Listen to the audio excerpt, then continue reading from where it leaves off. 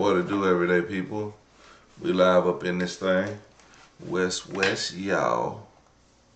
Alright. Thank y'all for tuning in. We keeping it lit and funky at all times. Make sure y'all hit that like button as y'all pull up in here. You know, we're just gonna keep it live. Let's see here.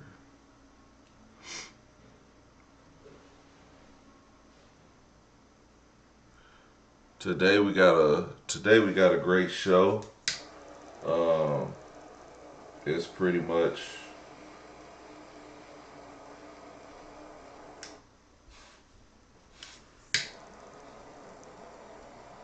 y'all see the title. The thumbnail don't really match up with what we're talking about tonight, but it is important. It is important because the No Kings protest looked kind of crazy, don't you think? Wouldn't y'all agree? It was crazy. But yeah, thank y'all for coming in. We're gonna get lit. This first story comes from the Naval Academy. His name is Kyle Filbert James. Now, Kyle Filbert James is out of the Naval Academy. He has passed. The circumstances surrounding his death are currently under investigation. Midshipman Filbert James was from Whippany, New Jersey, and 20 years old. He was a member of the 36th Company, a history major, and participated with the U.S. Navy Gospel Choir. The Midshipman Development Center, Chaplain Center, and Chain of Command are available to provide counseling and support services to midshipmen, faculty, and staff. It is painful to lose a member of our Naval Academy family, and as we attempt to better understand the tremendous loss, we offer our deepest condolences to Filbert James' family, close friends, classmates, and company mates during this extremely difficult time. Okay? So, let's get into some of this part. I think it was important that we try to... Filbert James has been missing for 2 days. He's a student at the U.S. Naval Academy in Annapolis, Maryland, and your chief political reporter, Susan Raff, spoke exclusively with that.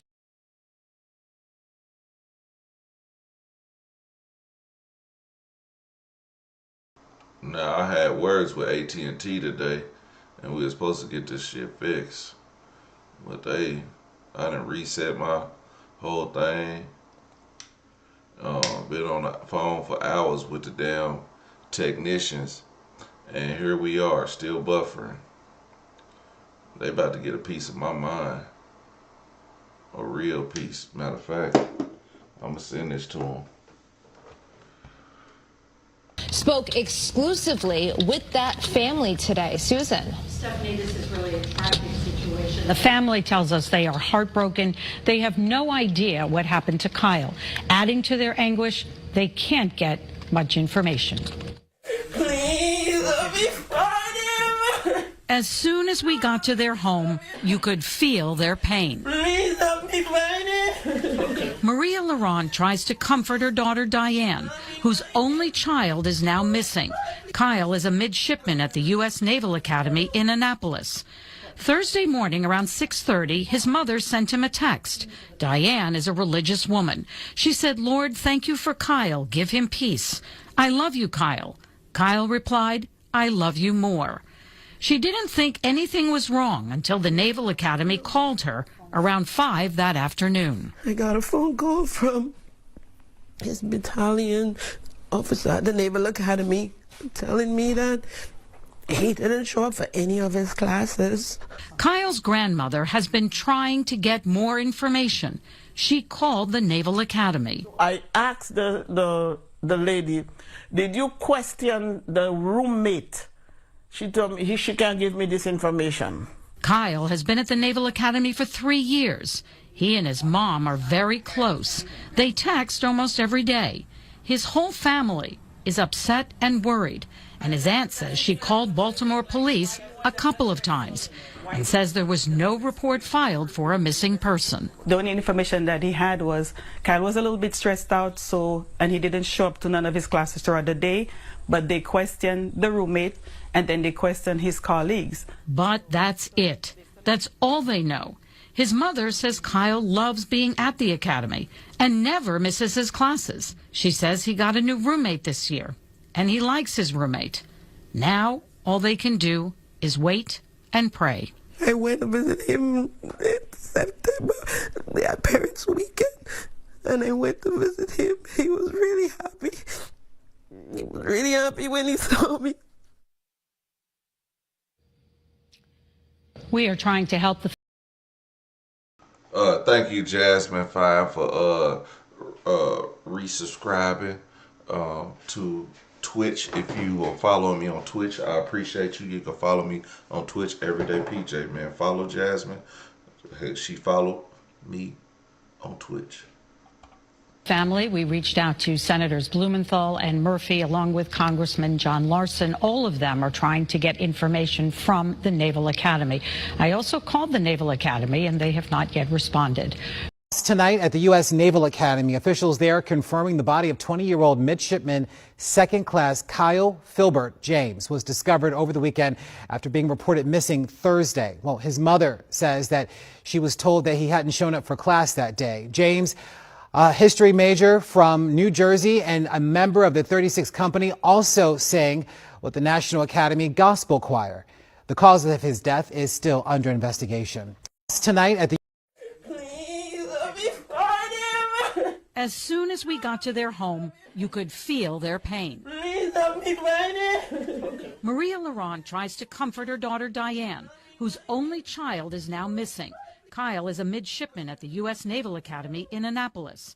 Thursday morning around 6:30, his mother sent him a text. Diane is a religious woman. She said, "Lord, thank you for..." So at this point right now, this is a horrible tragedy. A cadet at the Naval Academy in Annapolis, Maryland, Kyle Filbert James, 20, was found dead after mysteriously disappearing from the campus. His mother received an urgent call from the academy around 5 p.m. on October 9th, saying that he had not attended any classes that day. After failing to reach him, she called the police. Through investigation, the police found James's body on the campus. His mother, Dane, said that she had exchanged text messages with him earlier on Thursday, but did not notice anything unusual at the time. James's grandmother has been trying to obtain more information. Ask the lady, did you question the roommate? She told me she can't give me this information. It is worth noting that on September 11th, this school also dealt with a shooting incident, which led to the arrest of 23-year-old Jackson Fleming and his charge of spreading false threats. It's really heart-wrenching. James was supposed to have a bright future ahead of him, but unfortunately he passed away. Some news to pass along from the U.S. Naval Academy saying that it is deeply saddened to confirm that midshipman second class Kyle Filbert James has passed away. While the circumstances surrounding his death are currently under investigation, midshipman Filbert James was from New Jersey, 20 years old. He was a member of the 36 Company, a history major, and participated with the U.S. Thank you, Nene Henderson. I appreciate the floating hearts. In a gospel choir. The statement goes on to say that counseling is being provided to midshipmen, faculty, and staff during this difficult time, and condolences also being expressed to Filbert James's family, close friends, classmates, and company mates as well. Some news to pass, please. On the ships, though, sir.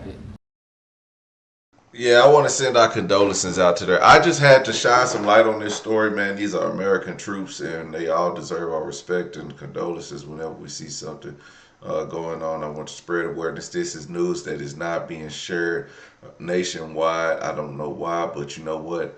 That's why I would share it. It's just, if it's not being shared, it's because nobody's sharing it. So I'm sharing it to the everyday people. Thank y'all, and just send condolences and prayers out to their family, and hope that they get answers soon, okay? And y'all can check them out. His name is his name is Kyle Filbert James. Okay, so if y'all wanna look him up and say anything, you know, just go ahead and send condolences to the family if I guess you come across it on Facebook or something. Anyway, let's get to these Venezuelan ships that have been blown out the water. Please. On the ships, though, sir, America there first, are Republicans baby. and Democrats up on the Hill concerned that in the briefings they've gotten about those attacks, they're not necessarily getting information about who was on them and what exactly was on those ships. Can you ensure that at but least they are lawmakers given will be told information that they were loaded up with drugs, and that's the thing that matters. When they're loaded up with drugs, they're fair game. And every one of those ships they're not ships, they're boats, they're speedboats. They're extremely fast, record-setting type speedboats. They cost a lot of money, and they have a lot of money because they're drug sellers.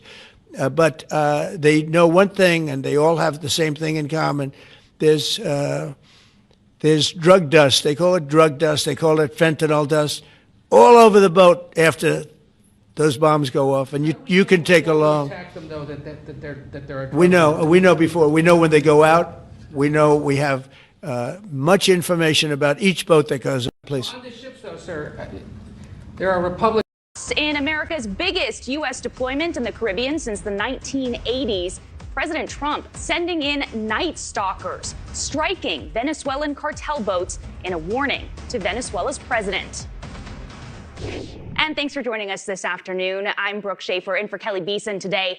Our top story right now, survivors of the latest strike against an alleged drug boat in the Caribbean taken into custody by U.S. officials are now set to be released back to their home countries. News Nation's Hannah Brandt joins us live from the White House with the latest on this news and what the president is saying this afternoon. Hannah? Yeah, Brooke, you're right. That's the new information we're learning today about President Trump's plans in this ongoing campaign of U.S. military strikes on boats in the Caribbean that are allegedly carrying drugs. Those two people who survived the most recent strike are now apparently facing prosecution in their home countries. That's according to the president. Now, let's take a look at the video. This is it. This is the latest strike that President Trump.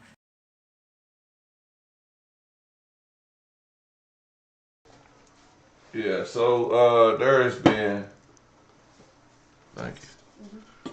There has been these strikes all over, and it's been going on for apparently weeks now, and it's looking to cause a lot of it's about to cause a war, and it makes me think about the Venezuelan gangs here in the cartel that they went after in Chicago. It's like there's connections there. We just haven't put all the dots together. So I can guarantee, because that's what Trump was saying. He was like, they're drug cartels, gangs, they're linked to the cartels. So those gangs in Chicago apparently could be linked to these ships. But we ain't saying that's what it is. I'm just saying it just make a little sense, if you just put it together. But that's what it could be. Prevention.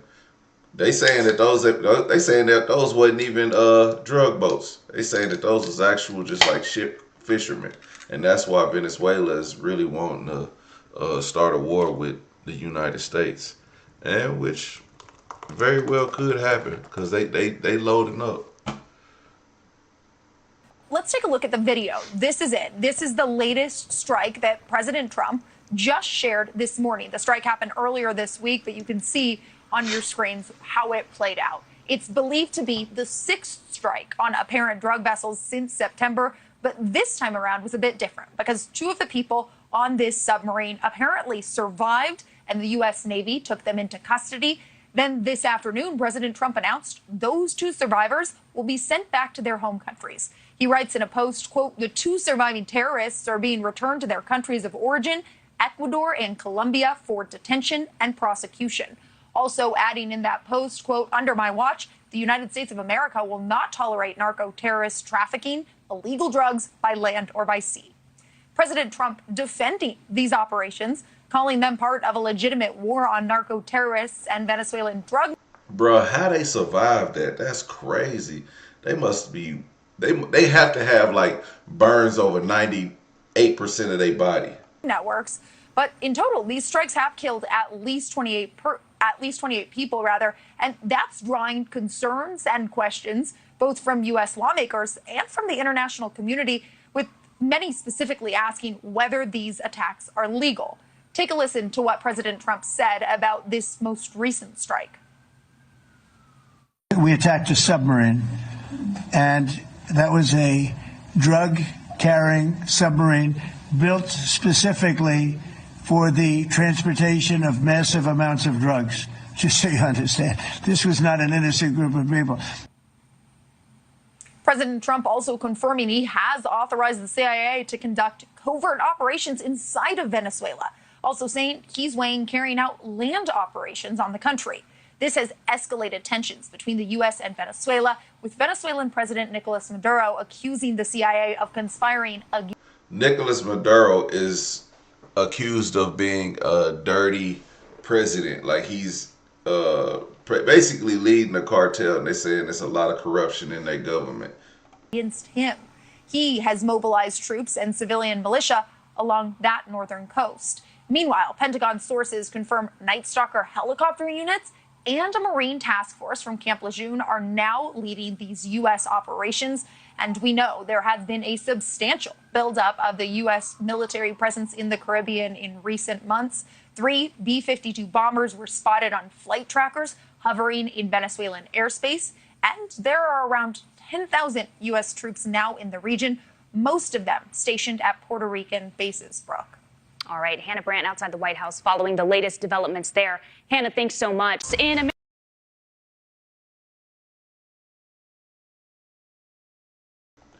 So they have, they're doing airstrikes. B-52 bombers are huge. They actually, they got B-52 The president revealed what's happening to the two B-52 bombers here in Oklahoma. So that's pretty dope to know that. I mean, they could have came from here, but I don't know. Yeah. So yeah, it's going down. Whatever's happened over there in Venezuela and between the cartels and them trying to get their drugs to America, and I think they're gonna be pretty much all the illegals. If you or any Venezuelan, they after y'all. Actually, this guy I used to work for, his wife is from Venezuela. Interesting fun fact. And I think her pops is in the cartel because I've heard stories about him. Suspected drug smugglers in U.S. Navy custody, and he released video of the strike. Today, President Trump posted video of a U.S. military strike on a submersible suspected of smuggling drugs. Just so you understand, this was not an innocent group of people. I don't know too many people that have submarines.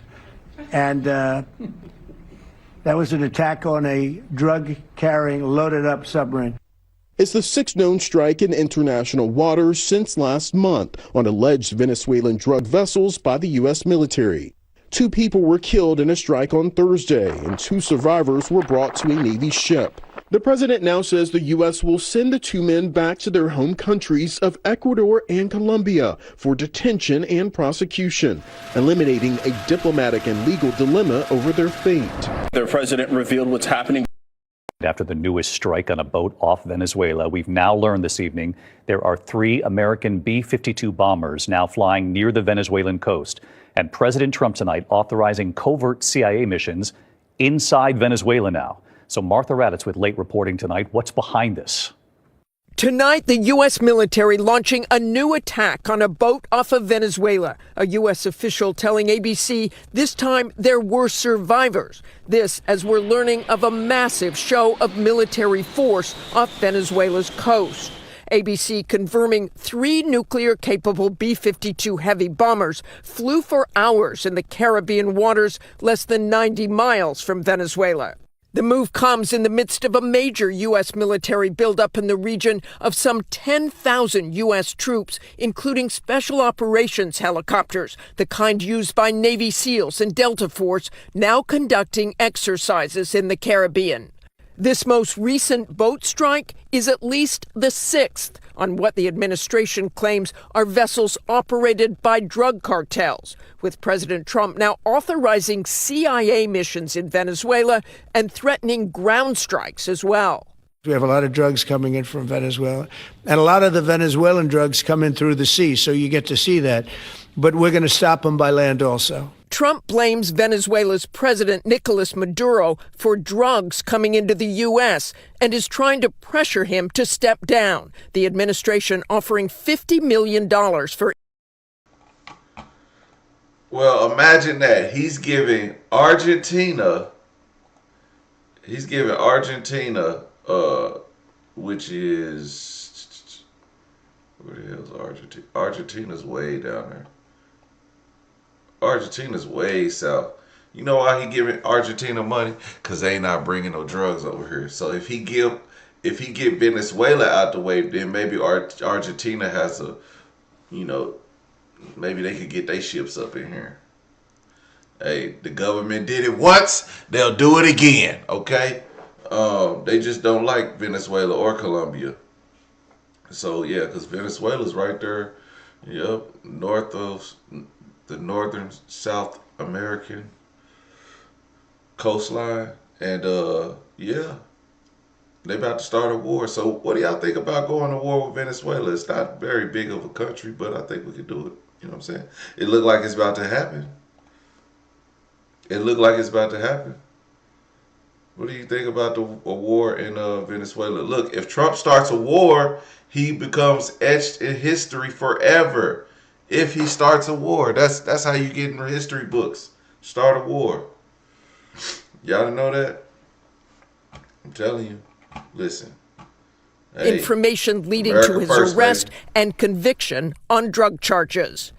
And tonight, David, we're learning that Admiral Alvin Halsey, who is overseeing these operations, is stepping down. He has been on the job for less than a year. He is one of numerous senior officers who have resigned or been kicked out by Secretary Pete Hegseth since President Trump took office. David? Martha Raddatz on this. Okay, this is interesting. Because the guy who authorized the drone strikes resigns. Do you hear me? He resigned. Why would a high-ranking naval officer resign? Makes you think what is this really about? And we're gonna get into that in just a minute, because it gets serious. In our world lead right now on a U.S. Navy ship. The U.S. is holding 2 survivors of a U.S. strike on an alleged drug-filled submarine in the Caribbean. This according to President Trump. It would be the 6th known strike, the first that didn't kill everyone on board. In the same week, Trump publicly declared he authorized the CIA to operate inside Venezuela to crack down on drug trafficking and migrants. This afternoon, the president had this colorfully worded message for the Venezuelan strongman leader, Nicolas Maduro.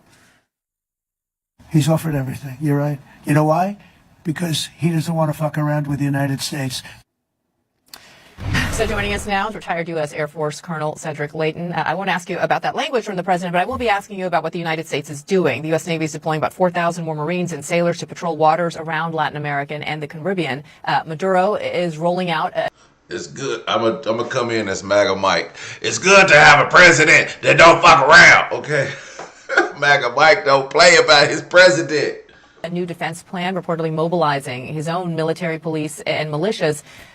Could movements like this mean that both countries are preparing for potentially a larger conflict? Yeah, Bianna, that unfortunately is often historically the case, that when countries mobilize their forces, here we have some Marines getting ready for a training mission, and here we have the Venezuelan National Guard, and they are moving into what looks like a training mission as well. So we sending in Marines, and they got the National Guard.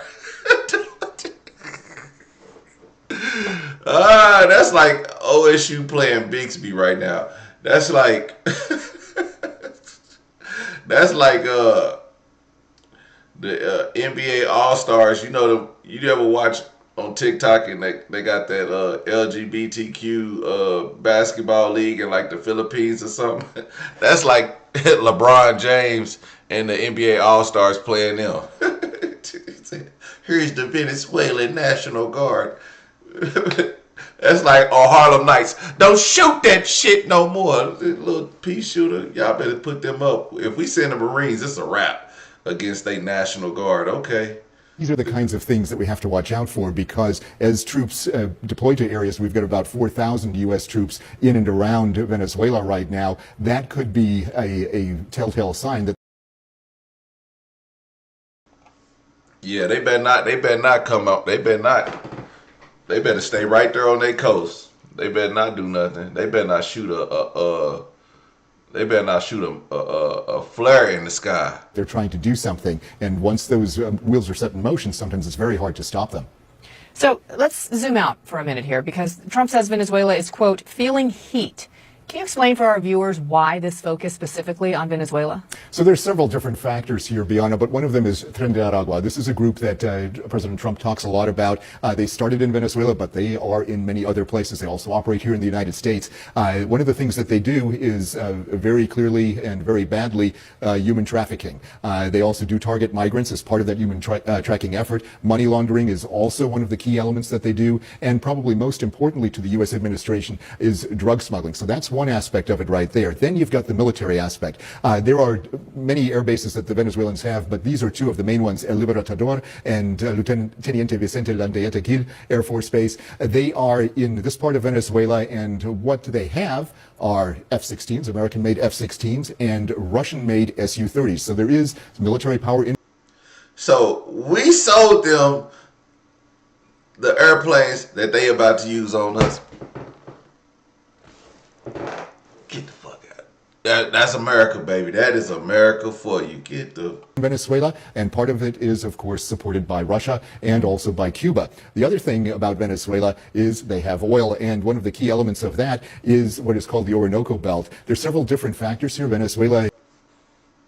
All right, hey, watch y'all's gas prices spike tomorrow. If you ain't filled up your truck or your car today, your ass is grass tomorrow, because them gas prices about to rise. I'm glad he said something. I'm going to go fill up my gas tank tonight.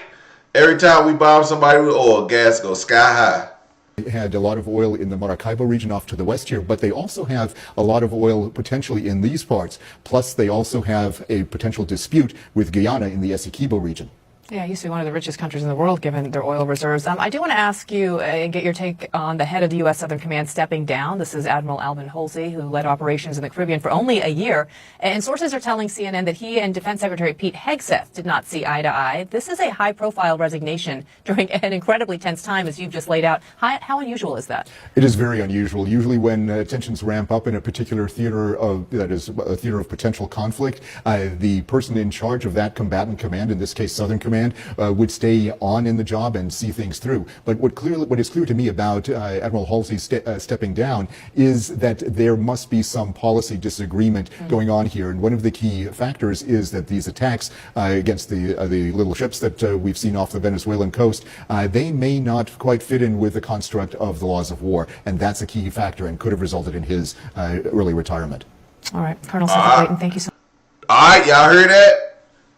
The colonel, or whatever he called him, he retired because he don't think that this is part of the rules of engagement. But he had to take orders, and he said, "You know what? I'm not taking no more orders." But we have a conspiracy theorists about this whole situation. We're gonna get to it. Hopefully, it's next, but it's going down. It's gonna make a lot of sense when we get to it.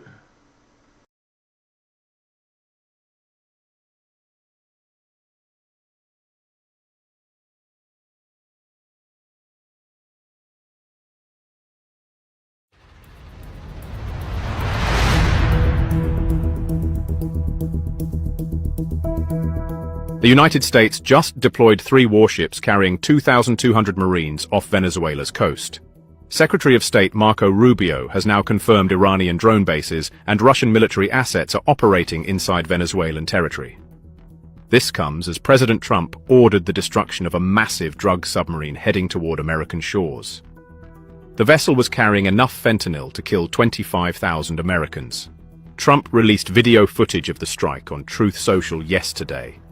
4 suspected drug traffickers were on board when U.S. forces struck the submarine in Caribbean waters. But here's what changes everything. This wasn't just another drug bust. U.S. intelligence confirmed the submarine was using a well-known trafficking route that connects directly to Venezuelan operations.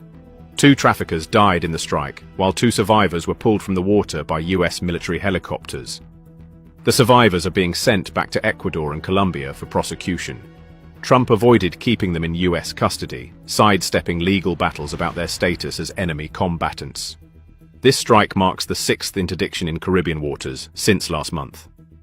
Previous operations targeted speedboats suspected of launching from Venezuelan territory. But why strike so hard now? The answer lies 1,300 miles from Miami's coast. Venezuela has become a launch pad for threats Americans never saw coming. European Parliament reports confirm Iran built drone manufacturing facilities on Venezuelan soil. These facilities produce unmanned aerial vehicles that could reach US cities within hours. Russia brought in military advisors and advanced weapons systems.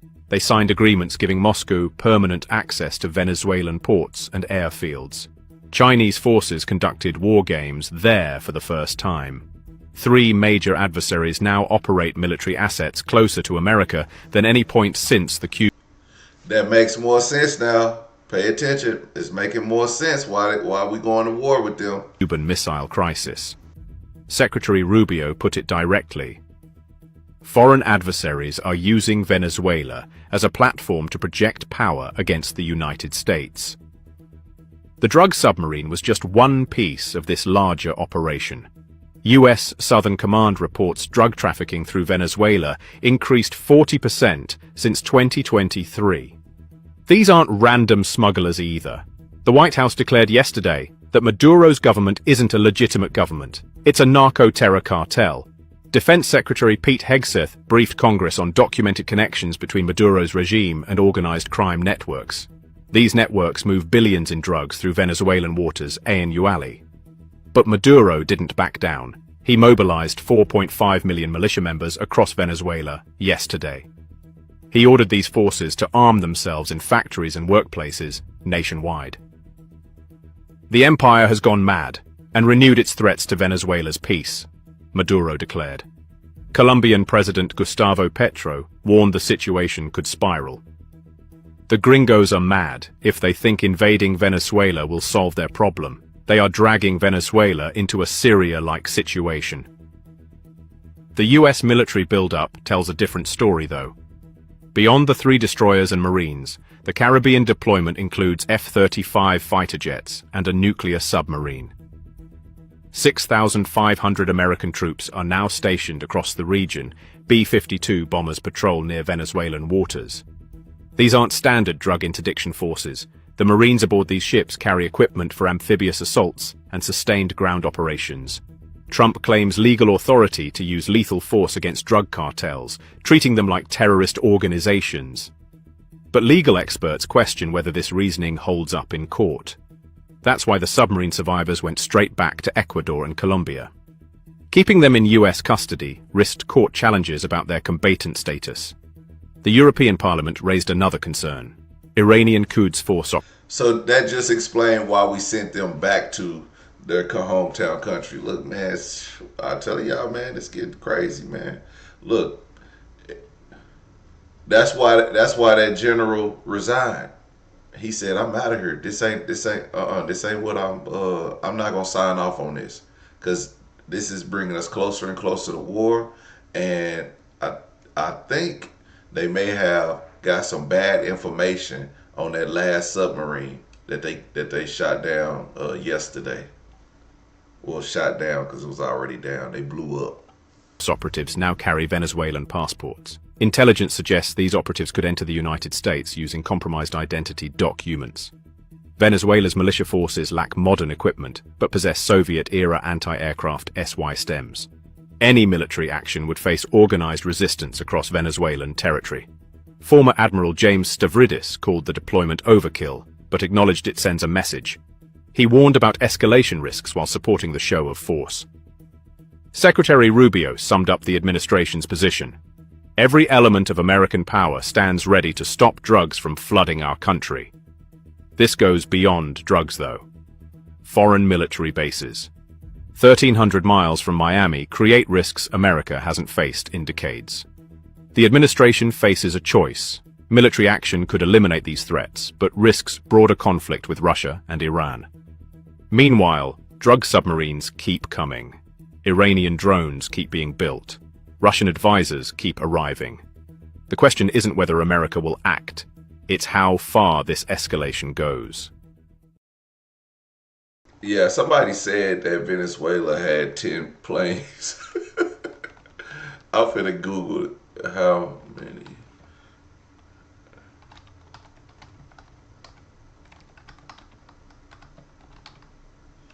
All right. 21 Sukhoi fighter jets and a very small number of F-16 fighter jets, reported to only be 3 or 4. Boy, we got like 16,000, 100,000 goddamn fighter jets. They ain't gonna stand a chance. It's gonna be like, oh my God. They better sit down. Just stop the whole fight. Just stop the whole fight. They telling their factory workers to get your guns. Get your guns, factory workers. Like, what's that gonna do? We ain't gonna. America don't gotta step on their land. Ask Obama. Obama was like, just send your drone, goddamn. We don't even gotta be there. You be looking at your, is that a plane? Be gone. As grass. That's what happens.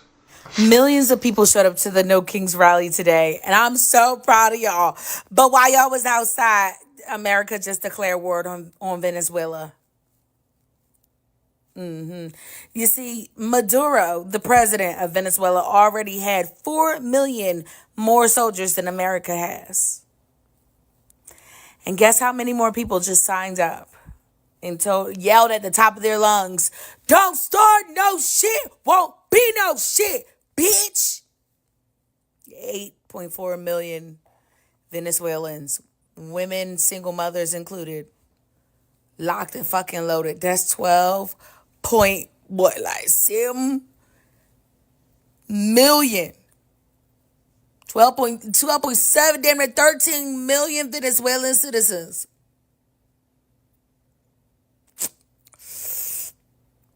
In total. Yeah, he just waged war on them. Yeah. That bullshit he pulled, blowing up one of their boats, one of the 3 boats he blew up. A couple people survived, and they lived to tell the story. He thought he blew them all up to smithereens. The other 2 lived to tell the story. They tried to take them back with the U.S. Navy. My UN intervened and said, not so fast. And now they like, fuck. They were supposed to be dead. I wonder if they were actually fishermen or were they like drug smugglers. If they was actually drug smugglers, I mean, it would make sense to take them in. But if they were fishermen, send them back. But I don't think they were. Coincidentally, at the exact same time that he just waged war on Venezuela, like loud as shit, we had a decade-long nuclear deal in combination with Iran. And that just ended. That just ended today, which basically meant that, I can't nuke you, you can't nuke us, despite America doing exactly what the hell they just did. So their nuke deal just ended. Russia and China basically went with Iran and was like, so it's done. We're not going to be renewing. Thanks. Take it easy.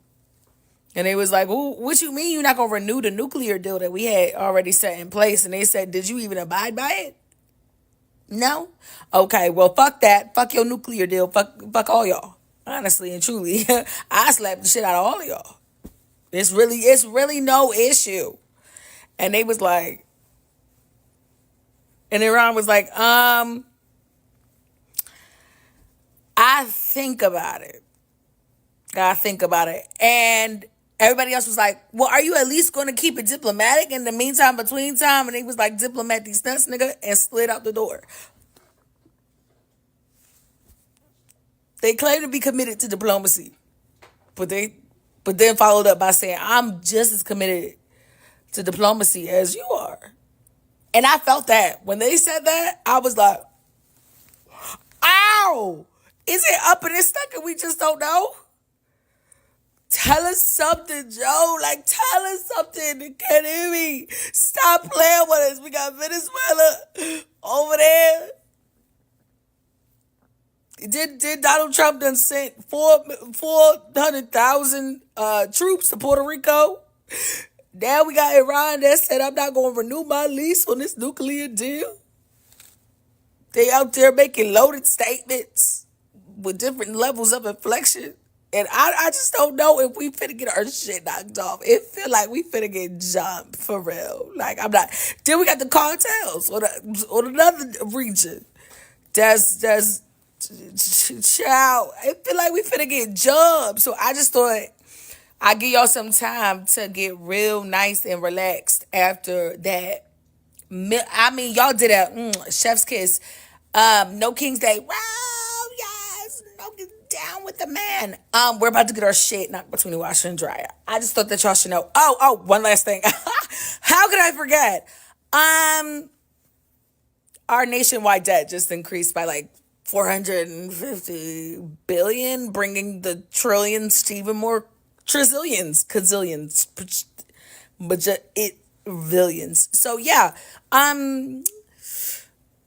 don't think that the protest is gonna be getting things sped up anytime soon. That's all I'm gonna.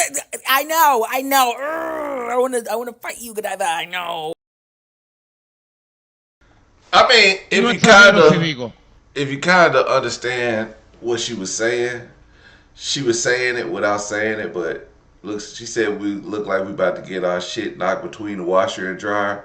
I don't know if y'all had an abusive man in your life, but that's what she was just basically saying. Like, we about to have an abusive man in our life called China and Russia. So, hey, maybe we need to take this a little bit more serious. It is getting serious. But here's the Venezuelan president, Nicolas Maduro, and this is when he calls his farmers be ready to take up arms against the United States. This is in Spanish, so if you don't speak Spanish, I'm going to go ahead and read it off to you.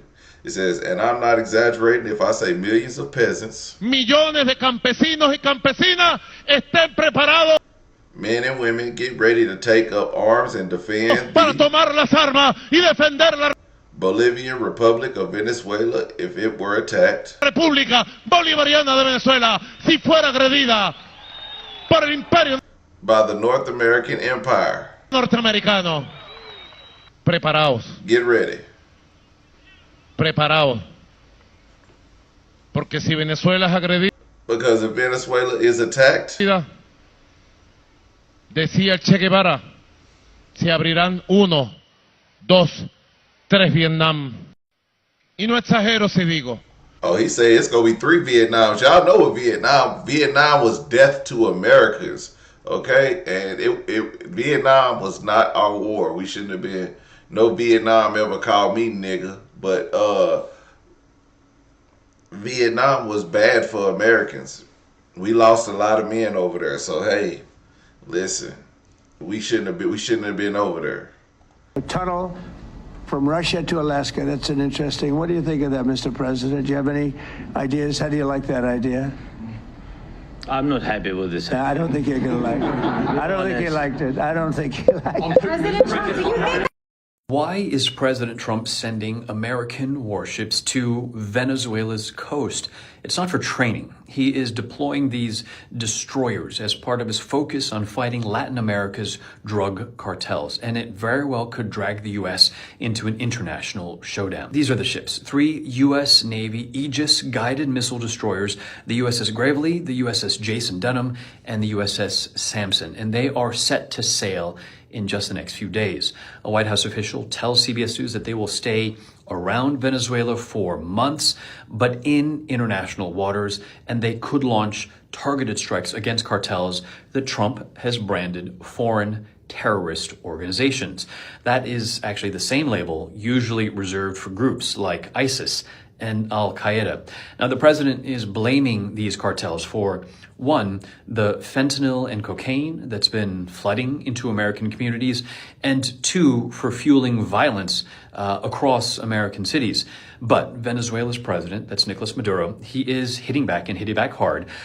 He's not only dismissing those claims, but he's also mobilizing, get this, 4.5 million militia members across his country, saying that the U.S. had increased its threats against his country, and he's even banned the sale and the operation of drones in Venezuelan airspace because he's afraid of getting assassinated, like an attempt back in 2018. And remember, during Trump's first term, Maduro was already indicted in the United States on narco-terrorism charges. That was with a $15 million U.S. bounty on his head.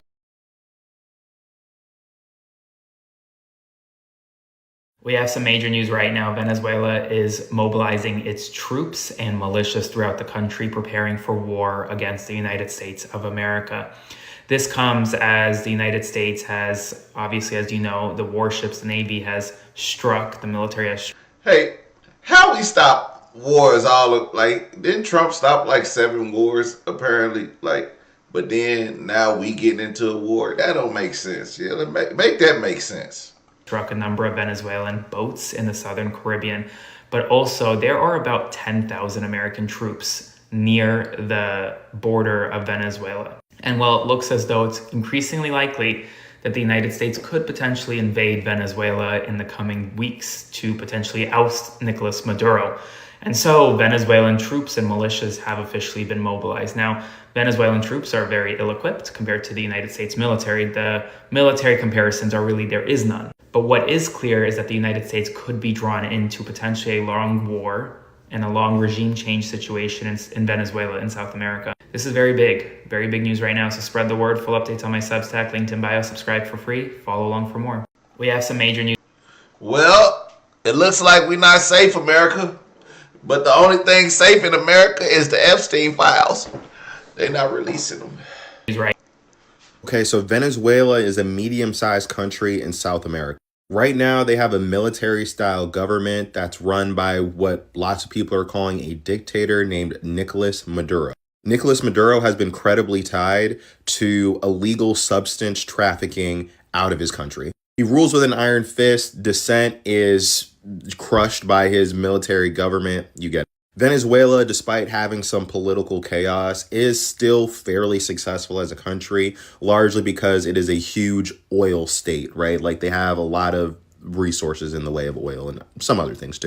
Donald Trump cannot stand Nick Maduro. In fact, when Trump got back in office the second time, he has put a bounty on Nicolas Maduro's head for anyone that can capture him in the name of the United States. Donald Trump also famously is having a war on immigration, and he also wants to expand that out into a war on illegal substances in America. I thought that's what he said in the last video. So Trump put $1 million on a president's head. Hey, man, what the fuck? What set is Trump from? Like, who is putting the bounties on people? Like, this is worse than the damn mafia. What are we doing, America? Like, I thought we were stopping wars. Like, no war, no peace. No war, no peace. Like, what's going on? So a few months ago, Donald Trump, using the U.S. military, has illegally been striking Venezuelan boats that they suspect to belong to the cartel. I said illegally because that breaks the law of both America, which says that you need the approval of Congress to conduct any act of war. And it's also internationally criminal, just because you can't strike enemy combatants that aren't belonging to any kind of military force. Like, you can't strike the sovereign citizens of another nation, even if they're committing crimes that affect your country. This is essentially the equivalent of if Mexico saying... That makes more sense as to why that general stepped down, because he said, hey, we doing something illegal, and I'm not going to jail for you Negroes. I'm telling y'all, it's more to it. It's a lot more to it. We just barely tapped in. This is essentially the equivalent of if Mexico saying... equivalent of if Mexico saying... Okay, so Venezuela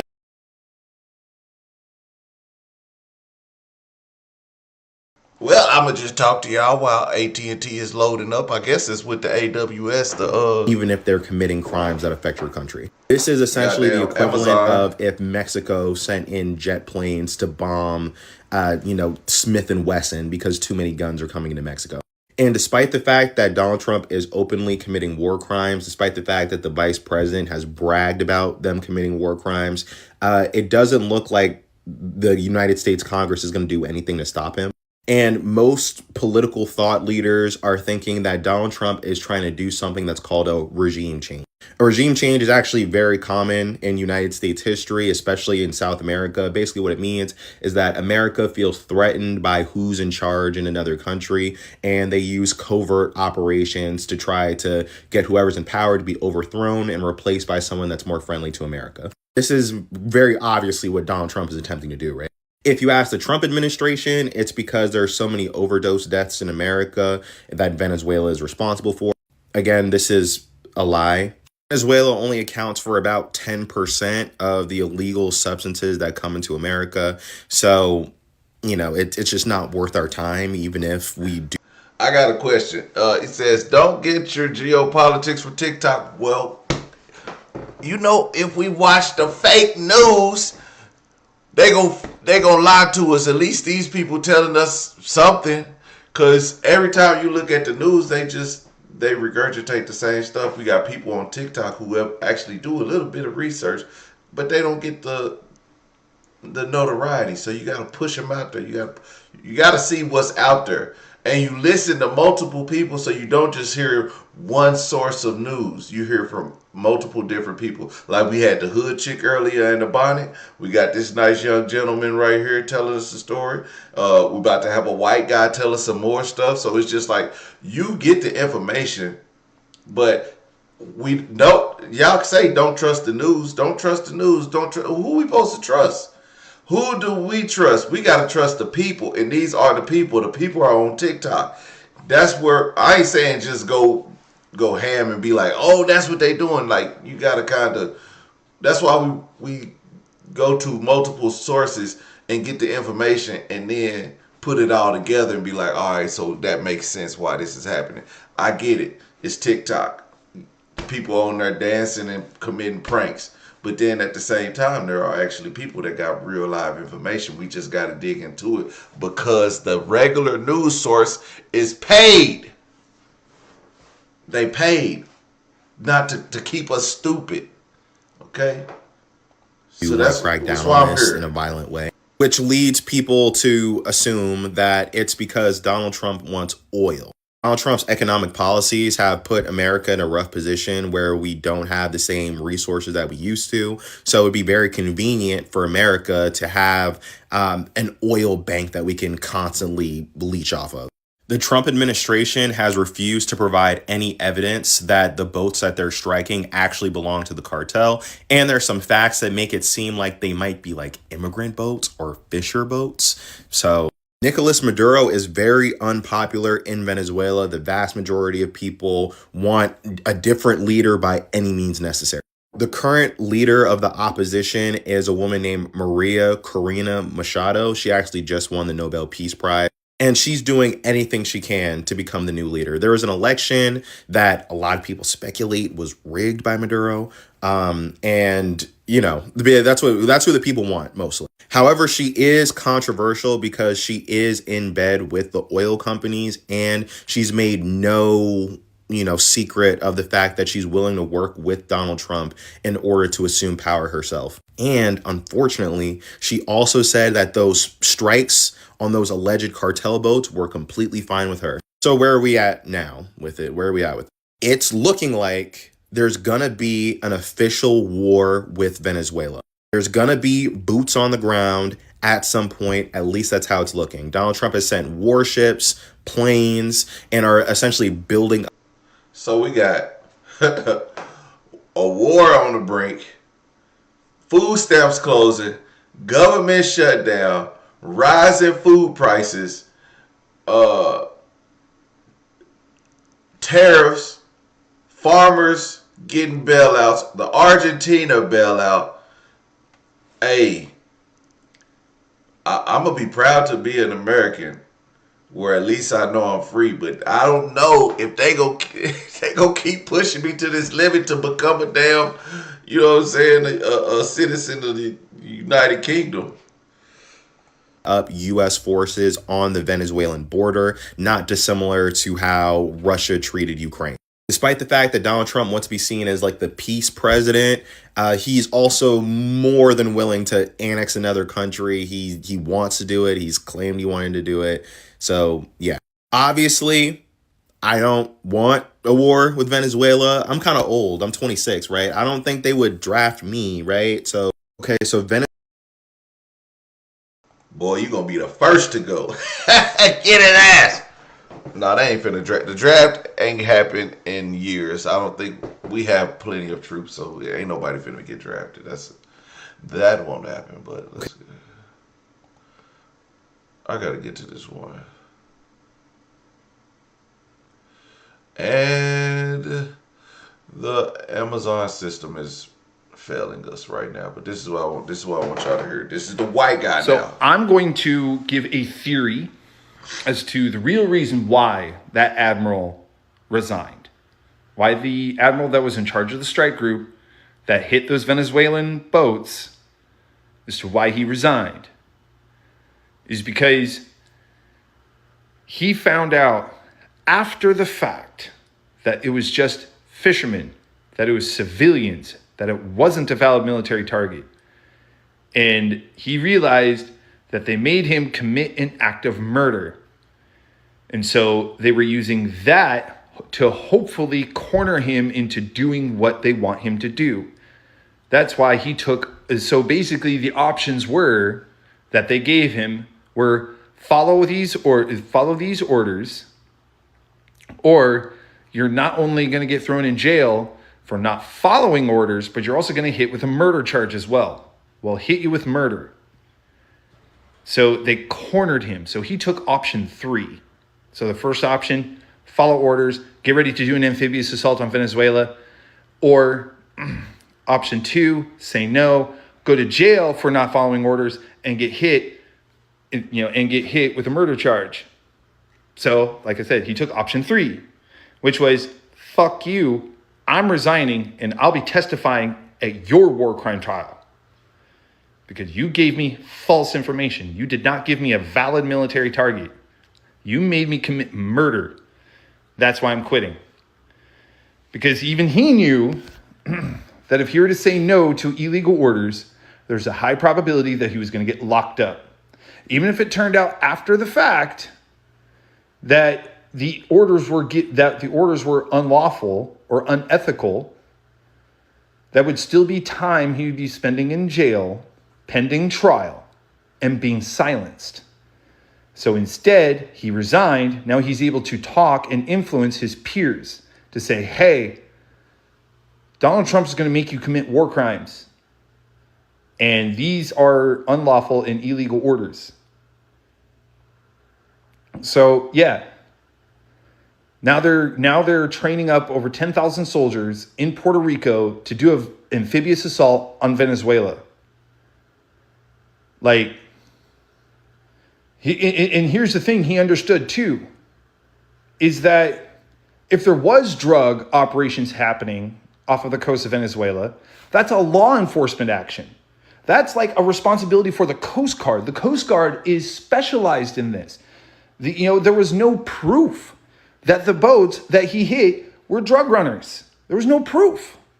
And even if there was, that proof would have been destroyed in the strike. So nobody had any idea. And again, there were 2 survivors, and they even said that they were just fishermen. They had no idea what was going on. That should have been a Coast Guard activity. They could have gone onto the boat, checked, and then that would have been that. But no. Like the military said, the military is meant for military targets, not civilian targets. Even though they may be drug runners and they may be cartel members, they are still civilians. They are civilians committing acts of crime. And for acts of crime, that does not need a military response. It needs a law enforcement response. And that's what they know. They're trying. And here's the biggest reason.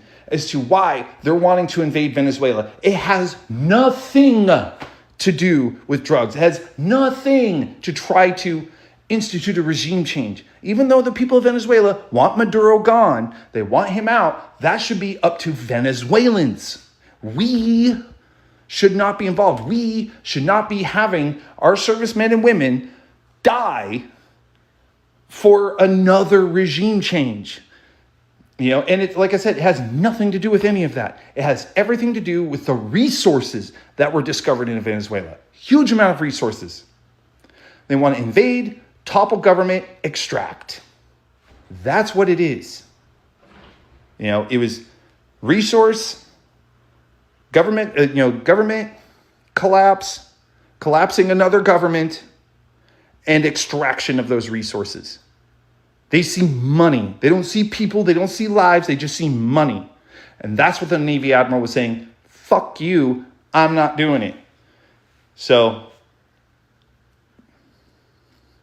he's trying to start a war to try to keep himself in power because he saw Zelensky do that in Ukraine. So he thinks that if he starts a war, there won't be any elections. He thinks that he's been asking people how he can make the American people bow to him like they do in North Korea. He's asking Putin how to get the police to round up dissidents. He's talking to all these dictators to try to get ideas on how to implement these authoritarian policies so he alone can remain in power forever for the rest of his life. Hence the No Kings rally. Do y'all think this is what's going on? I mean, he does have a fascination with Putin and Kim Jong-un. I mean, it's kind of weird, and because I guess naturally being American, they're not our friends, but he's as a leader of a country, Trump has taken a liking. Once Trump knew that becoming president was a real thing, he was like, oh shit, I could really be president. At that point, he started aligning himself with Russians and with the likes of Putin and Kim Jong-un and other dictators around the world. But he don't like for some reason, he don't like the Venezuelan dictator, but he likes the Argentina dictator. I don't know. It's just something, it's just not right with that. You know? It's like, it's so plainly obvious and none of it's working. None of it's working. The No Kings protest just showed it, that none of his responses is working. And that's why he's freaking out, because it's not taking. It's not turning into North Korea. It's not turning into Russia. It's not turning into any of these places. And he's losing his shit about it. But he's more focused on enriching himself. That's all this is. He's willing to kill civilians for resources. That is fucked up. And more than that, he is wasting not only taxpayer dollars to do that, but he's also putting our own military at risk for a fight that should not happen. It is law enforcement that should be involved in the drug operations, not the military. That is not what the military does.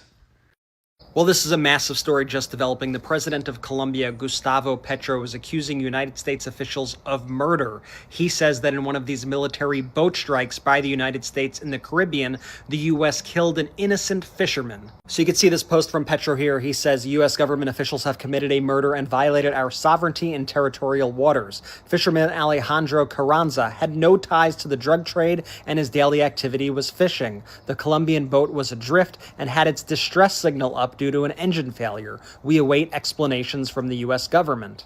And instead of explanations from the U.S. government, he got attacked by Donald Trump. You may have seen this message from Trump earlier today, where he said President Gustavo Petro of Colombia, he spelled it wrong, is an illegal drug leader, strongly encouraging the massive production of drugs in big and small fields all over Colombia. Blah, blah, blah, blah, blah. He then said, as of today, payments or any other form of payment or subsidies will no longer be made to Colombia. And in that post, Donald Trump further threatened Colombia, saying that the United States may have to take more action against the country. Why? Simply because Gustavo Petro called out Donald Trump.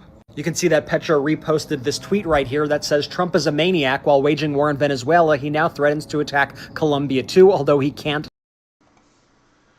Hey, if y'all want to go get y'all teeth done and y'all booties done, I think y'all better hold back for a little bit because it's about to get spicy over there in Colombia. Like it ain't. I would just say chill out. You know, chill out on the teeth. Them teeth look big in your mouth anyway. But it looked like it's about to get spicy in Colombia, so I don't think y'all want to go over there right now. I mean,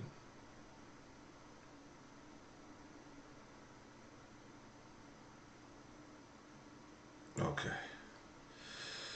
Woo! Spell it correctly. Trump falsely claims Colombian President Petro is a drug leader. That is a total lie. Now he's threatening sanctions and attacks. Imperial psycho. Meanwhile, Petro... I mean, Trump could spell Colombia right. He's our king, right? I mean, shit, change it. Change it on the map. It's spelled with a U now.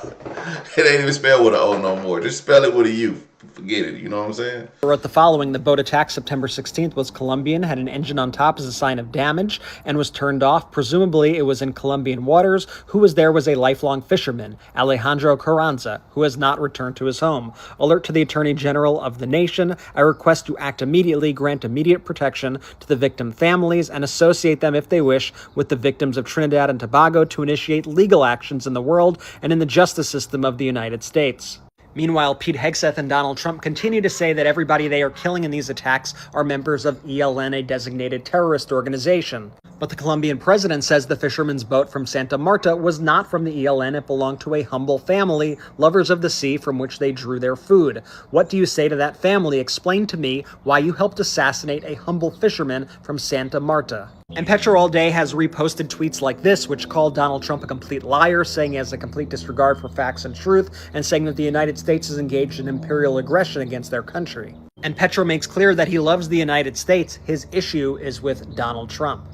He also remarks that the United States must take responsibility for its role in the drug trade. And he calls the operations of the United States government illegal and criminal.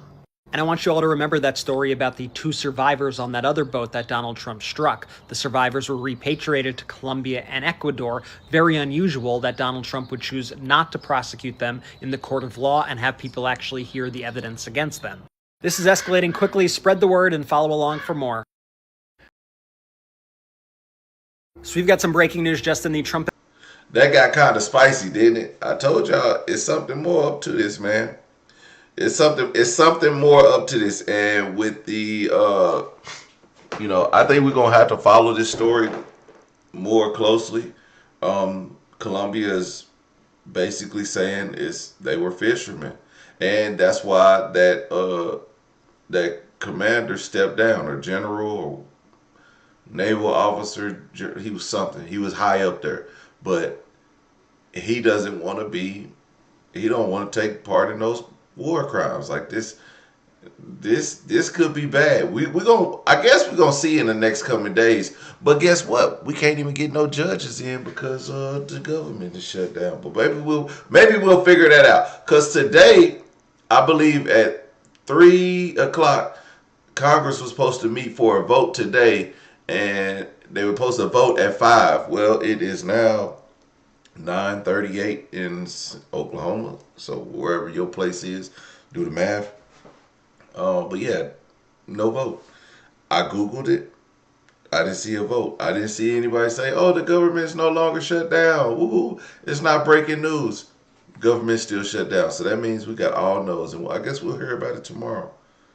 Administration has begun demolishing some parts of the White House, specifically the East Wing of the White House, to make way for Donald Trump's planned $250 million, 90,000 square foot ballroom. This is just breaking from the Washington Post. They say demolition crews have begun tearing down part of the White House to build President Donald Trump's long-desired ballroom, despite his pledge that construction of the $250 million addition would not interfere with the existing building. Construction teams Monday were demolishing a portion of the East Wing, with a backhoe ripping through the structure, according to a photo shared with the Washington Post, and 2 people who witnessed the activity and spoke on the condition of anonymity to describe it. A cluster of people, including members of the Secret Service, stood on the steps of the Treasury Department to watch the construction unfold, said one of the people. Sounds of construction. We got $250 million to go ahead and build a ballroom. What is the ballroom for? Like, are they gonna be having dance parties there? What? Understand? Why would Trump put a ballroom there if he only gonna be there for 3 more years? Like, buddy, you about to be checking out in 2028. Can you let me know why you building this ballroom? Cause nobody's gonna use it. Hell, you know he over the Rose Garden. At the White House, he put a concrete mass. Were also audible on the White House campus. Like a concrete mass over the Rose Garden. Kids can't even go there and do the Easter egg hunt no more. What kind of shit is that? That's un-American. As un-American as the Easter Bunny at the White House. Come on, man. What are we doing? And then they go ahead and they show Donald Trump's quotes from earlier where he said, "It won't interfere with the current building. It will be near it, but not touching it, and pays total respect to the existing building," which I'm the biggest fan of. So is this how you respect the White House, Donald? Is this how you respect the people's house? As Midas Touch Editor-in-Chief Ron Filipkowski says, this is a desecration and an abomination. First, he posts an AI video of himself wearing a crown and dumping shit on the heads of Americans. Then he starts tearing down part of the White House for his Mar-a-Lago-style ballroom. I gotta say, this is all quite the metaphor for what Donald Trump is doing to our country. We're gonna keep following this and more. Well, I mean, I didn't like the old White House anyway. Just build a new one, shit. You know what I'm saying? Build that wall around the White House. Republicans want to sign on to just a one little extra year of these ACA subsidies. You want to know why? What's happening next year? Midterm elections.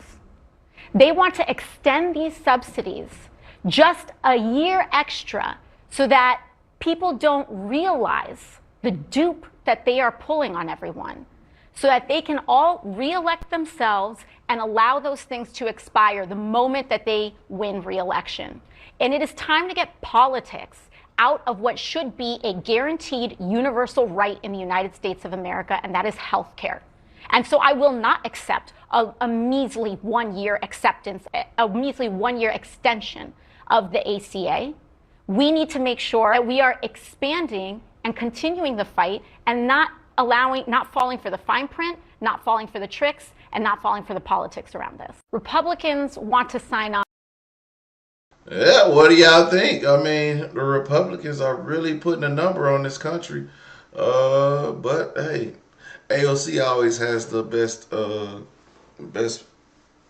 policies going. So I think, I think she's a fine lady. They're fine on both sides, Republican and Democrats. They're fine people on both sides. Saying that Medicaid money has never gone to illegal aliens in the United States of America. I'm not denying anything. I'm asking you if you can explain the disconnect in the message. I most certainly can. The Democrats' proposal, their continuing resolution, let me just reiterate, the Republicans' continuing resolution was a clean continuing resolution. There was no partisan politics injected into it. There were no conservative wish lists injected to it. I want to see the clean. What does she mean by clean? It's like, it's clean. That just saying it's clean doesn't make it right. Like, what does clean mean? She's not going to explain that. The Republicans want, and still want to this very second, is a clean continuing resolution to fund the United States government. What did the Democrats want in their continuing resolution? They inserted a provision to undo a provision in the Working Families Tax Cut, the One Big Beautiful Bill, that ended taxpayer-funded health care illegal benefits for illegal. Yeah, I don't know if she knows. Illegal benefits for illegal. What is it, 46? Saying that Democrats want in their continuing taxpayer-funded health care illegal benefits for illegal aliens. Democrats' proposal would require Medicaid to pay more for emergency care provided to illegal aliens than Medicaid does for American patients who are disabled, elderly, or children. And this bill would have also allowed California to continue a gimmick that funds its Medicaid for illegals program. Those are things that we ended, the Trump administration ended, with the passage and the signage of the One Big Beautiful Bill. And it is an undisputed fact, that under the Biden administration, illegal aliens were absolutely receiving taxpayer-funded health care benefits. In fact, in fiscal year 2024, Medicaid costs for emergency services for illegal immigrants skyrocketed by 142% from the previous year to $9.1 billion. That's $9.1 billion taxpayer. Now we're gonna get into this 45, 47. That's Trump.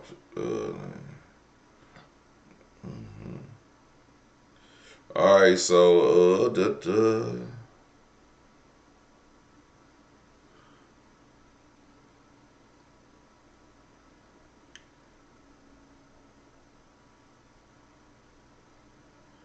Argentina bailout is not a bailout. It's not a bailout. It's not a bailout. I gotta read this. Trump's expansion into Saudi Arabia. Why is Trump bailing out Argentina? Oh, I gotta read this. I'm gonna post this on my page. I gotta follow me on Instagram so I can get down to the nitty gritty. This is actually small. I gotta figure out how I can read this larger. But I gotta deep dive into that. But yeah, you know, that's a 9.1 billion tax dollars that were going to emergency medical. Look, man, I just think that this whole bailout thing. This whole Taxpayer dollars that were going to emergency services. This whole Democratic Republican beef that's going on, that's keeping the government shut down. There's no resolution to it because Republicans aren't backing down. Democrats aren't backing down. I assume eventually the Democrats will back down. This one big beautiful bill will pass. And guess what? America, we're going to have to deal with it. We're going to absolutely have to deal with it because it's like there's no... Right now, we don't see an end in sight. And if we don't get on our lawmakers, really Democrats, to, you know, at some point you just got to be like, man, just let them do it, and then we'll deal with it. Because every time something bad happens, Democrats say, regular Democrats, not like politicians. I'm like, regular Democrats be like, well, you voted for him. You voted for him. Now look. See, that's what's going to happen. It's going to be the now look. Look at what you did. It's going to be pointing the fingers. And, you know, when somebody really doing something good, you'd be like, oh, let him cook. We need to get this nigga out the kitchen. Because it's really, he keep burning the food. You know what I'm saying? You know, you got an uncle that always got the fire too hot on the grill and burning stuff. We got an uncle on the grill, and he burning everything. He burning it up fast. And I mean, sometimes, hell, look, this is why when something bad happens, you gotta be like, hey, well, you voted for him. You know what I'm saying? And then what they gonna say? He's your president too. We know that. We tried to tell y'all that we didn't want him as our president, but y'all insisted bringing him back in here. Y'all insisted in letting Unc back on the grill. Now everybody got to eat burnt ribs because y'all want to let Unc back on the grill. It just ain't. It ain't peaceful. It ain't positive. We ain't moving nowhere. We going backwards. We sitting stagnant. The government about to be shut down for a whole month now. Come November 1st, everybody gonna be hungry. You know what I'm saying? Services for illegals. Between the price of everything going skyrocket. Just watch, man. Just watch.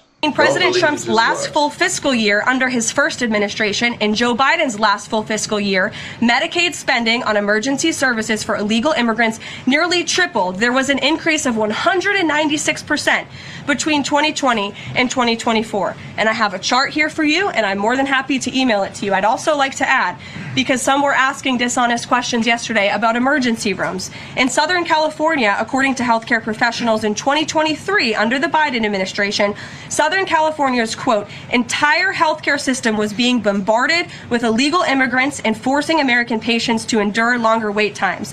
In Denver, Colorado, the CEO of Denver Health stated that 8,000 illegal immigrants made 20,000 visits to the city's health system in 2023, leaving an uncompensated bill totaling over $10 million.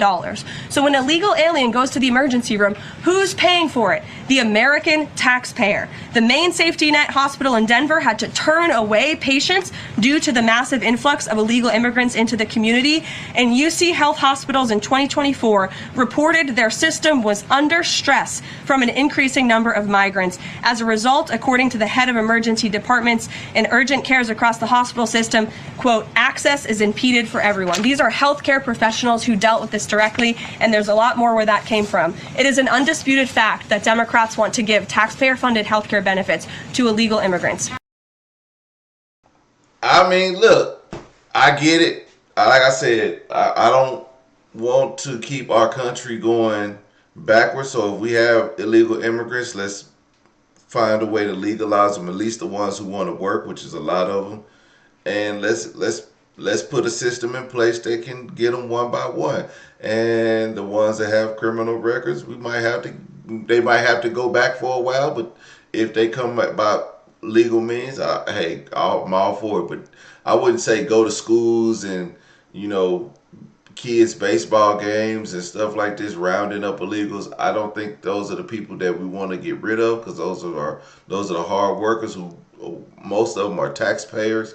However, they got a tax ID, but whether it be a CPN or some sort, whatever it is, let them stay. But at the same time, they still got to take the legal means to become citizens. So there. Now, then that kind of starts with the healthcare situation.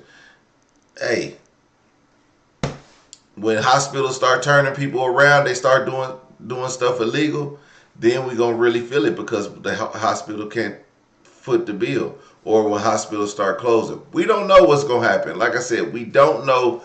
Or guess what? Trump could just bail out the hospitals. Because the hospitals, when they start shutting down, somebody got to pay that. Somebody got to pay that bill. So either way, because if the hospitals got to take the people, and then they take a bailout later, then America still paid for it. But then they got that one big beautiful bill that just makes a lot of sense, I guess.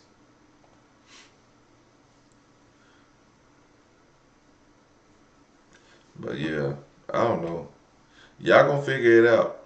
We all gonna figure it out. One day. Crystal clear. What this bill did was create the potential for SNAP programs to no longer exist in any shape, form, or fashion in terms of providing SNAP benefits in states that could not afford to or chose not to, for whatever reason, meet the cost sharing. Is that a fair assessment of that, Ms. Green? Yes, sir. Ms. Bivens? Yes, it is. Ms. Schmidt? Yes, sir. I almost just want to sit in silence to let that sink in. The United States of America just signed into law a bill that will allow states, essentially, to determine whether or not they will provide food assistance to anyone, to federally funded food assistance to anyone.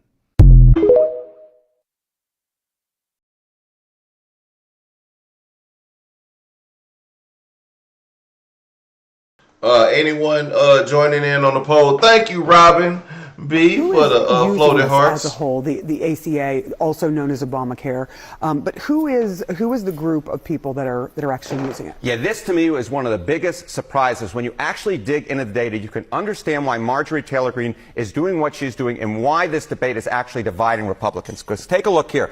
Who are the ACA marketplace enrollees. Look at this. The plurality are actually Republicans. Republicans are more likely to use the marketplace than Democrats are at 45%.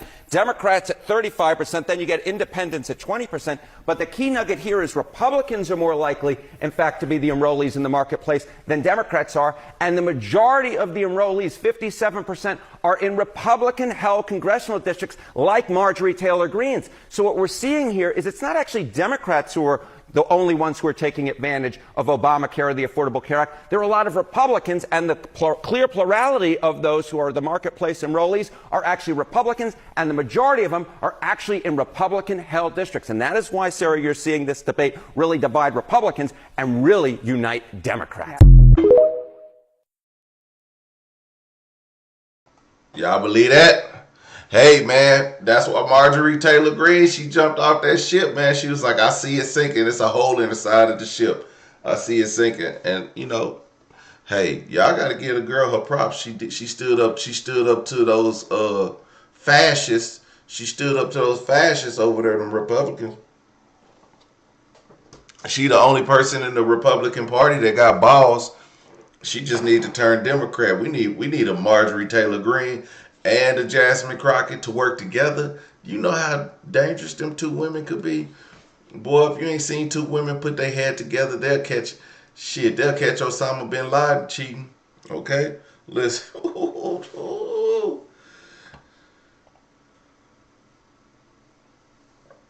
But yeah, two women. Ooh, a white woman too. If she get to Karen, she get to acting like Karen, oh, it's a wrap. It's a wrap for anybody. That's why Marjorie Taylor Greene needs to just come on and be a Democrat.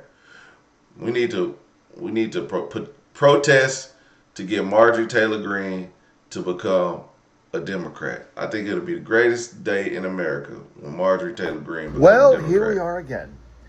Instead of Republicans today getting together and uniting like the communists do on the Democratic side on our one big beautiful bill, what do? The Freedom Caucus once again plays the obstructionist, and they kill the bill for now in the Budget Committee. We have a 16 to 21 majority. 21 Republicans to 16 Democrats. This should pass pretty easily, right? All we got to do is stick together. This is the president's big, beautiful bill. This is the bill with all the tax cuts in it that exceeded everybody's expectations. This is the bill that people voted for. This is President Trump's bill. President Trump's entire legislative agenda. President Trump, who got 77 million votes. So it goes down in flames in the Budget Committee, 21 to 16. And of course, 5 Republicans vote with the communists to kill the bill. Well, here we are again. Wait a minute. 5 Republicans have now voted with the Democrats. Oh my Lanta. Oh my Lanta. Listen, this is getting serious. Republicans, y'all in trouble. Y'all never get this bill passed. Y'all had 5. He's blaming Democrats when in fact 5 Republicans voted with the Democrats. And something ain't right in that bill. Okay, just a couple weeks ago, they only needed 4 Democrats. Last week, they needed 7. Now 2 more have signed on.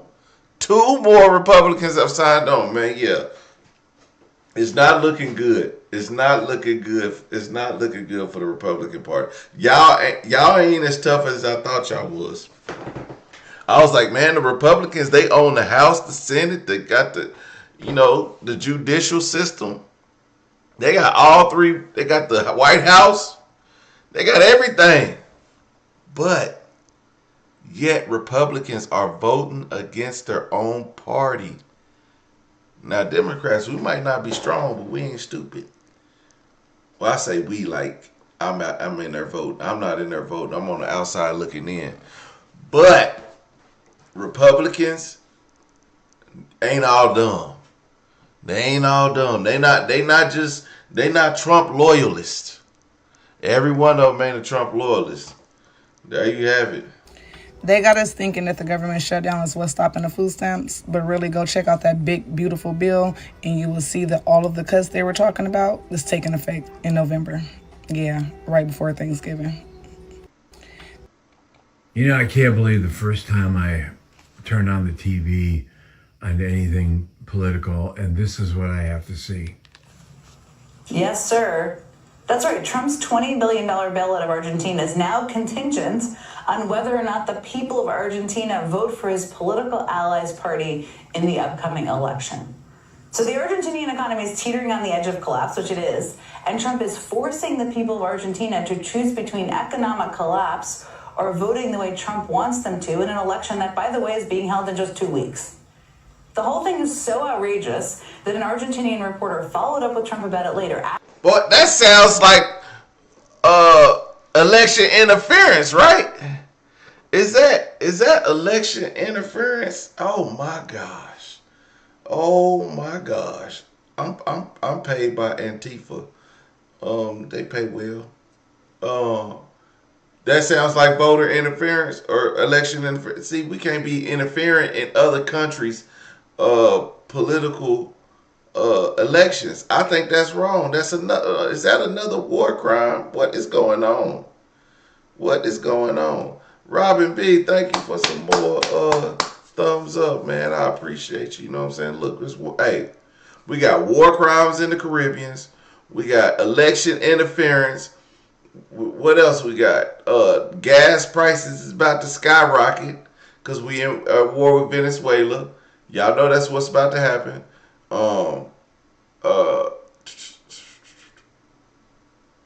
The government shutdown. How could I forget that? No food stamps for November. Healthcare is on the brink of skyrocketing. Anybody who purchases healthcare this coming up open market, oh, be prepared to be shocked. You about to pay what you weigh, baby. To something to do something. Shout out to my boy Lee Hall. He know how we So I'm a black farmer, and a lot of people are wondering why are black farmers not panicking like a lot of white farmers. Well, let me explain to you the reasons why. It's because white farmers have been handed everything to them, a lot of them. Not saying all of them, but a good bit of them. And by that I mean this. MLK even pointed out. He says, farmers in the West and the Midwest who were white, they were given land, they were given money, they were given training, they were given a lot. Whereas the black farmers weren't given anything, and the largest civil rights settlement in U.S. history is Pickford v. Glickman, where you had a class action lawsuit, bunch of black farmers all joined the lawsuit, and they won a huge settlement because the USDA was shown to be racist for decades. So because black farmers haven't been given anything, we've been learning to do without, unlike your white farmers. So when things are taken away from you, all your subsidies, all your tax breaks, guess what? You panic. Whereas we've always been going through this shit. So there's problems in privilege. So I'm a black farmer, and a lot of people. I uploaded all 816 pages of the Big Beautiful Bill Act into ChatGPT, and I said, what are your thoughts on this bill altogether? Really give it to me. Don't hold anything back. And here's what ChatGPT told me. This bill, H.R. 1, the One Big Beautiful Bill Act, is not just aggressive in scope, it's a direct and deeply strategic attack on the democratic architecture of the United States. It masquerades as administrative efficiency and fiscal responsibility, but underneath it's a comprehensive blueprint for executive consolidation, ideological control, and systemic disenfranchisement. Here's the blunt truth. It's authoritarianism wrapped in bureaucratic language. H.R. 1 is what happens when an entire governing philosophy is based on dismantling government unless it serves the powerful. Every single chapter of this bill either centralizes executive authority, defunds regulatory agencies, strips away civil protections, or shifts the burden of governance onto the most vulnerable people in society. Expedited deportations without judicial review, that's not about efficiency. That's about eliminating Butterfly in the sky, I caught her. Constitutional oversight to build a machine that can operate in darkness.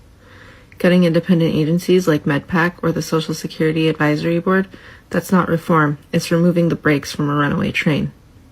Silencing classrooms and ending DEI funding, it's a cultural purge designed to codify a narrow, exclusionary worldview into national education policy. This isn't conservative governance, it's counter-democratic engineering. It's systemically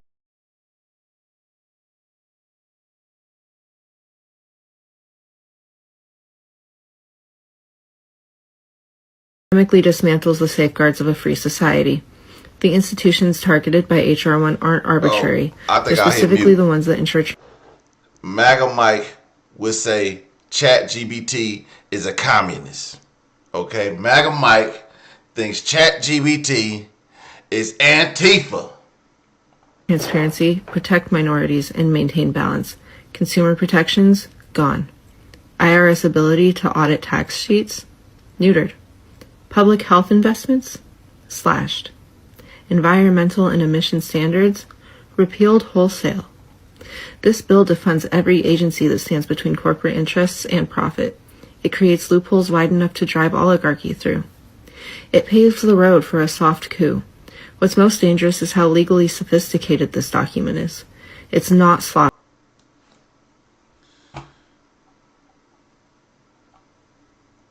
So I uploaded the road for a soft coup. What's most dangerous is how legally sophisticated this document is. It's not sloppy. It's not amateur.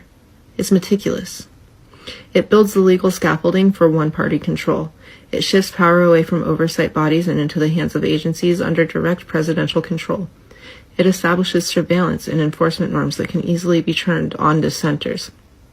It dissolves the idea of nonpartisan truth, replacing it with politically approved doctrine, especially in education, health, and environmental science. This isn't policy.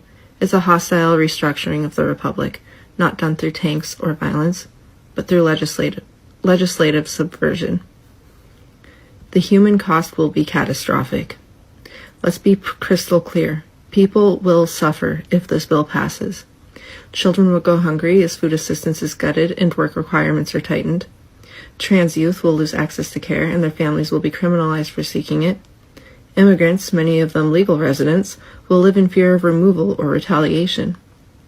Workers will face unregulated financial scams, higher pollution, and fewer rights. The elderly and disabled will face a future without independent scrutiny of Medicare or Social Security sustainability. This bill treats social safety nets as disposable and human rights as negotiable. Final verdict, this is the dress rehearsal for autocracy. If this bill becomes law, it will not just change what the government does, it will change what the government is. It is a declaration that only certain people deserve protection, only certain truths can be spoken. Thank you, Robin. Robin is the sponsor for the chat. Y'all need to start sponsoring the chat more. Not just Robin. You know what I'm saying? Show some love. Because we out here doing God's work, doing America's work, because the news source don't tell you this stuff. The news source and ChatGPT, ChatGPT is almost just as bad as the news. I don't know if they telling you the truth or if they lying to you. But they do make some pretty great thumbnails. But I'm gonna tell you what. This is why I don't like. I'm gonna tell you, ChatGPT ain't who you make it, because I create thumbnails and I'll be trying to get a little edgy and it won't let me. It says it goes against its ethics. So if she put this in the ChatGPT and it put this out, then I assume that whatever it's telling her is real. But I'm not saying I would go with it, but I would listen, because we gotta pay attention when we take message from artificial intelligence. I don't think this is the right message. It might make sense based on, you know, what's being put out there, because AI really just takes a clusterfuck of information and puts it all together and gives you the best answer. I don't think it's 100% accurate. It's just based on what's being put out there, and it goes like, so say if you put LeBron James in the computer and all his stats, and you inflated his stats, and you inflated his how many rings he got, and a million people put that in there. A million people put that in there. And then people gave Michael Jordan the stats of George Mirasan, and a million people put that in there. And then you ask, is Michael Jordan better than LeBron James? And it's going to give you all those million people. It's going to take all that data, and it's going to take all the million people that with the data of Michael Jordan, and it's going to tell you that. It's just telling us what's already out there on the internet, and it just circles the internet and try to find enough stuff, and it compounds it together and gives you what it wants. So if a lot of people are putting out this type of rhetoric towards the big beautiful bill, that's what it did. So more people are against the big beautiful bill than people are for it, because it's taking all that data and putting it together, and that's what it is. So I don't know if I would trust artificial intelligence to exactly tell me about the big beautiful bill, but the collection of data is probably accurate over what the policy actually is. So I don't know. It's kind of crazy. Who actually gains and who loses from Trump's big beautiful bill? Biggest gainers are middle and higher income Americans from Trump's 2017 tax cuts now becoming permanent. One of the biggest losers, lower income Americans making under $40,000 a year with Medicaid and SNAP benefits getting significant cuts. Big winners, service industry workers and people that work overtime. Up to $25,000 in tips and $12,500 in overtime is now tax deductible from federal income taxes. There's a big but though, only for 3 years. Big winners, anybody that's a parent with increases to child tax credits and $1,000 MAGA accounts, which are basically $1,000 towards a new investing account for kids. There's a big but for that too though, only for kids born between 2024 and 2028. Another big loser, EVs and clean energy. A lot of the subsidies around them that got people to buy those are now gone. For individuals, whether you gain or lose from this bill really depends on your income. Middle to higher income Americans, anybody making over $150,000 a year as a household stands to gain. Anybody below that, it's either a wash or a net loss when you figure in inflation and all the reductions in benefits. What do you think? Let me know below. Who actually gains and who loses? Yeah, that's interesting, because I have solar panels on my house, and I sure would love a tax deduction, buddy. Even though I'm getting a very good reduction in the cost of my electric bill, was only $27 this month, and I think I'm late. I paid it anyway. $27. Can you believe it? Like, what? $27? Like, you can have that now, okay? But the electric cars, man, Trump is getting rid of them. That is why, see, for a while there, Dodge was talking about they was going all electric. They was just doing away with the Hemi, and all their fleet was going to be electric. That was a Joe Biden thing. When Trump got back in office, they was like, hey, spin them wheels again. We get a new V8 coming soon, okay? SEMA, you going to... Dodge is releasing a new V8. You know what I'm saying? We might see that Plymouth that we've been waiting on for many, many years. But yeah, once Trump got in office, it was like, fuck Joe Biden. Let's get this gas rolling. And, which I think is counterproductive to what we was doing, going by clean energy. Clean energy is a good thing. I don't think we should do away with it so fast. But I still like my American muscle, baby. American first. You know what I'm saying? So I think, everyone loses. No one gains. No one gains. Yes, the rich will have more tax cuts and tax breaks and things of that nature, but who cares? They rich anyway. Like, it's not really like that's hurting them. You know what I'm saying? It's us that's hurting. Like, every one of us hurt. I want people to stop worrying about rich people. Bernie Sanders gave a speech, and he was talking about Mark Zuckerberg and Elon Musk and all the other billionaires. Man, stop focusing on them. Stop focusing on them. I'm sick of talking about damn billionaires. It's so annoying. Like, they already rich. you're not hurting them. Just shut the fuck up and talk about what. Let's talk about what we doing. Like, how we gonna survive. Like, I hate going after. I don't want to go after billionaires. Billionaires keep the world rolling.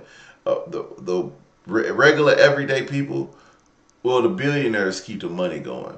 They let it trickle down slowly, but you know, they just sprinkle some dollars on you peasants. But the real American people, we keep this world going. So if we don't get some light at the end of this tunnel, which is this big beautiful bill, then we gonna be in trouble. Because once this bill pass, we gonna be in trouble, and it don't seem like they gonna. I think it's 5 Republicans that flipped already, and I think they want to try to flip some more Democrats, which I think any Democrat that does flip is weak, as they always been. So they need to stand fast. I don't care how long this shutdown go on. Keep it shut down all year. I'm lying. But yeah, it is what it is. Everyday people, let's look at this poll. So 59% say Trump is not doing a great job as president. Well, folks, you know, hey, the man is our president, but he's not a good one. The people have spoken. Ooh, come pay my electric bill. I'll do a little dance for you. But, you know, the big beautiful bill is gonna sink us. The government still shut down. Ain't nobody said the government open. The government still shut down. The government is still shut down. Okay? I got a whole nother room for Robin. Okay? Come on, Robin. Bring it on. Come on down here. Come on down here to Sooner Country. I know she want to be an Oklahoma Sooner. I would too. But all right, everyday people, man, we're gonna step back in on this tomorrow. Something around the same topic. But shout out to what's that guy's name? Before I got y'all here, I want to recognize some news passed along from the U.S. naval circumstances surrounding. Cal Filbert James, rest in heaven, man. Hopefully you get some justice and everybody find out what happened to you, and you know, send condolences to his family. This is what we talked about.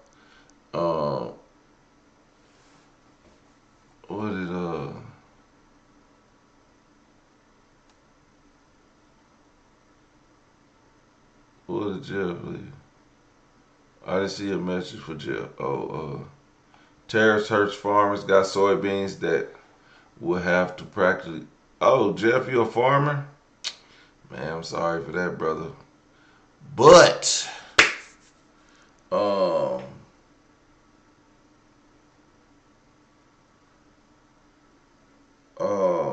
yeah, man, Jeff is Jeff a black farmer? Yeah. Man, thank y'all for watching, man. We kept it lit. I like the poll. Like, the poll was a good idea. I'm gonna have to do it when it's really popping.